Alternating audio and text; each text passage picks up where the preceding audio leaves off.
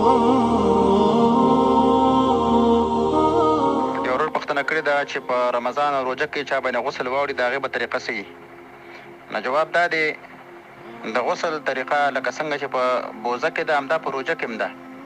هغه دا دی چې انسان کله غسل کوي نو اول استنجا وکړي، بیا د هغې نه بعد مکمل اودس وکړي، بیا اول په سر باندې اوبه راواچوي، بیا د هغې نه بعد په باقي بدن باندې اوبه راواچوي. سر 3 کرت انځل او باقي بدن 1 کرت انځل. دا طریقه د غسل دا په بوزه کې هم او په روژه کې هم. صرف دومره خبره ده نبي علیه السلام فرمایلي دي چې په استنشاق یعنې پوزې له اوبو اچولو کې به تاکید کې ډېر مبالغه به کې، مګر چې کله روژې په دې کې به احتیاط کې. دې نه غیر په دې غسل کې هېڅ فرق نشته. صرف دومره خبره چې د عوام په ذهن کې یو خبره مشهوره ده، هغه دا چې په روژه ته به غسل کې خامخا به دماغ ترخې او خامخا به غړغړې کې.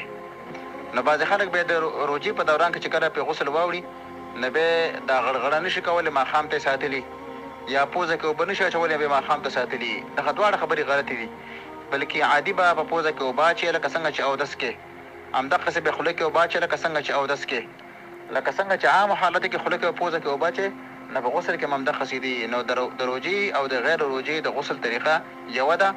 صرف په دې پوزې ته اوبو اچولو کې احتیاط پکار دی چې دنه داسې ډېرې وانه چولی شي چې دنه تېرې نه شي. نور کوم فرق په دې کې نشته. السلام علیکم ورحمت الله.